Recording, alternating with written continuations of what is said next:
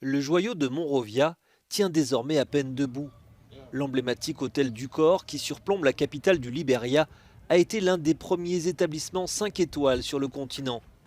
Le gardien des lieux, Peter Hassack, raconte les années fastes qui ont suivi l'inauguration du palace en 1960 et précédé sa fermeture définitive après 2 guerres civiles qui ont dévasté le pays entre 1989 et 2003.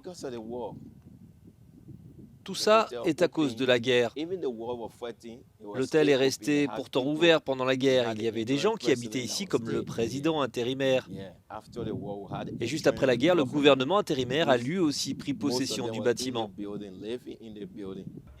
Le palace a en effet servi de camp de base aux hommes du chef de guerre libérien Charles Taylor pendant le siège de Monrovia en 2003, avant d'être laissé à l'abandon malgré un projet de rénovation en 2011. Après qu'Ellen Johnson ait pris le pouvoir, Kadhafi est venu et a voulu récupérer le bâtiment.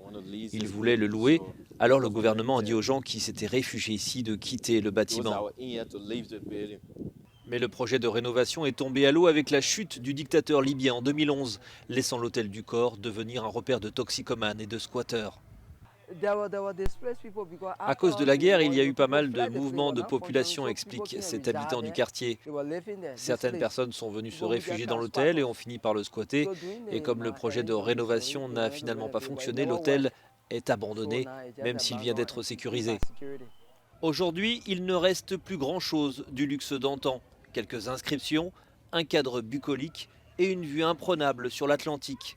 Pour le reste, en attendant peut-être un jour la renaissance du Palace du Corps, les immondices s'entassent chaque jour un peu plus.